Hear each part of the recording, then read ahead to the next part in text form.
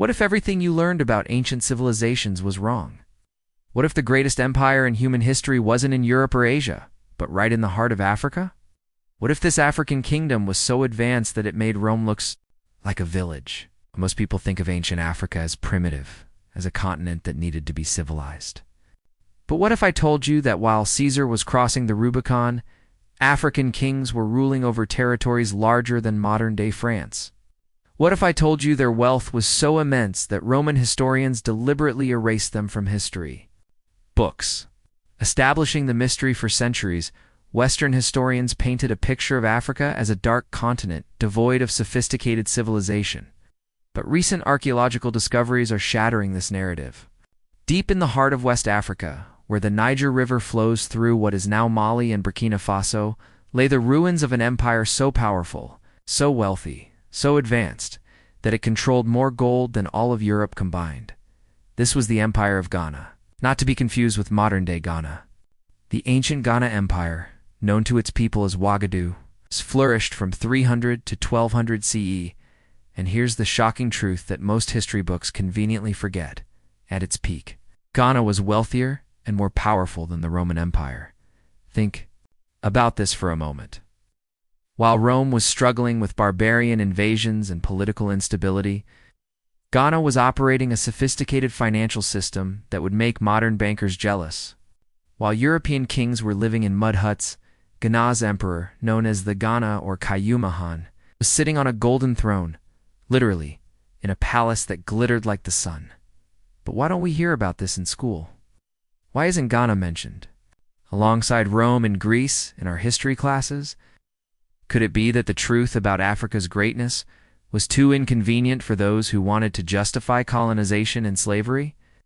Let's look at what contemporary sources actually said about this. African powerhouse Al-Bakri, an 11th century Arab geographer, wrote detailed accounts of Ghana's splendor.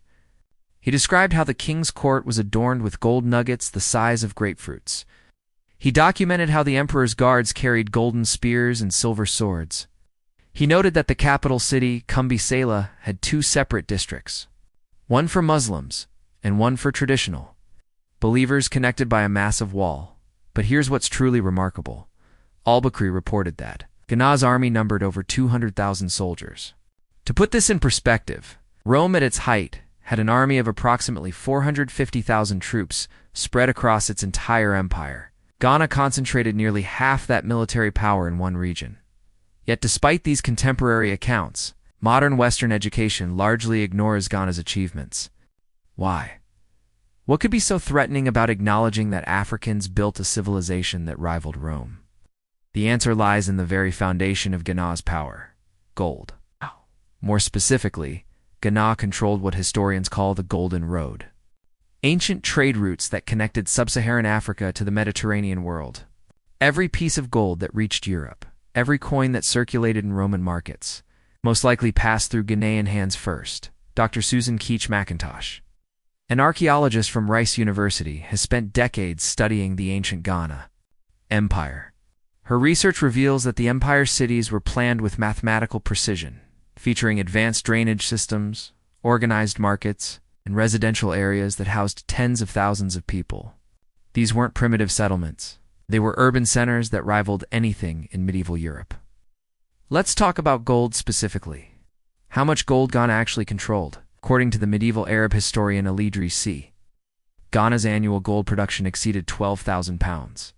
To understand the magnitude of this wealth, consider that the entire Roman Empire's annual gold production was estimated at around 3,000 pounds in Rome, had access to gold mines across 3 continents. But Ghana's gold wasn't just abundant, it was pure. Archaeological evidence shows that Ghanaian gold was 90% pure, compared to Rome's 70 to 80% purity.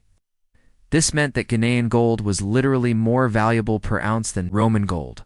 What would happen if the truth about Ghana's wealth became widely known? What if people realized that Africa was the source of Europe's medieval prosperity? What if they understood that without African gold, there might never have been a European Renaissance? These aren't just hypothetical questions. They're the foundation of a historical conspiracy that's been hiding in plain sight for centuries. Imagine walking through the streets of Kumbhi in the 10th century. Picture the bustling markets filled with merchants from across the known world, Arab traders from the north, Berbers from the desert, black Africans from the south. Imagine the sound of different languages, the smell of exotic spices, the sight of gold being weighed on massive scales. This wasn't some primitive marketplace. This was a cosmopolitan center of commerce that rivaled Constantinople or Baghdad. Yet ask any high school student about medieval trade centers, and they'll probably mention Venice or Genoa. They've never heard of Kumbhi, despite it being one of the wealthiest cities on earth for nearly 500 years. Why the silence? Why has Ghana been erased from our collective memory? The answer lies in what scholars call historical amnesia, the deliberate suppression of inconvenient truths that challenge dominant narratives. As Professor Joseph Inakor from the University of Rochester has documented, European economic development was largely built on African resources, particularly gold. By the 13th century, an estimated 1,500 tons of gold had flowed from West Africa to Europe, financing everything from cathedral construction to military campaigns. Think about this injustice for a moment.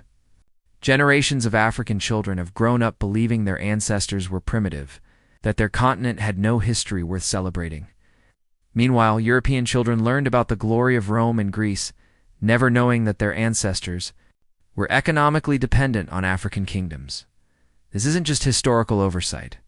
It's intellectual theft.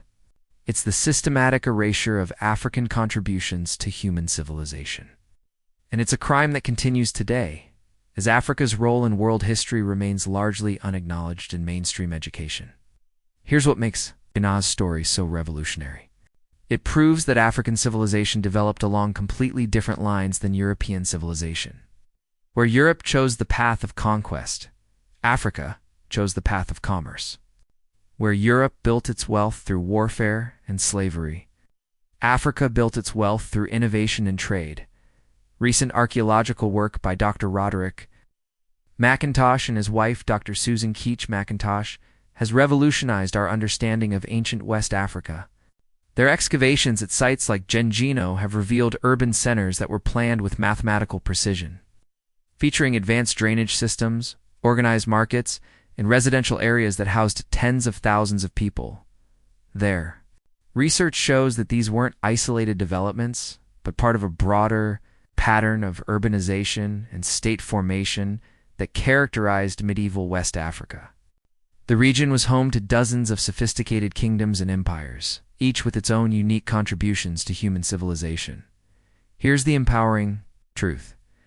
Ghana's story isn't just about the past, it's about the future. It shows us that African peoples are fully capable of building sophisticated civilizations, creating advanced technologies, and achieving unprecedented prosperity. It proves that the poverty and underdevelopment we see in Africa today is not the result of African inferiority, but of centuries of exploitation and resource extraction. It demonstrates that given the opportunity, African peoples can achieve anything. But most importantly, we remember that the erasure of Ghana from history was not an accident. It was a deliberate act of intellectual theft designed to justify exploitation and oppression. By recovering this truth, we take back our history, our dignity, and our rightful place in the story of human civilization. The question now is, what will you do with this knowledge? Will you let it change how you see Africa and Africans? Will you demand that this truth be taught in schools and universities? Will you use it to build a more just and equitable world? The Empire of Ghana was greater than Rome. Its people were brilliant, innovative, and proud. Its legacy challenges us to see beyond the lies that have shaped our understanding of history and to embrace a more complete, more honest, and more empowering vision of human possibility. Asterisk.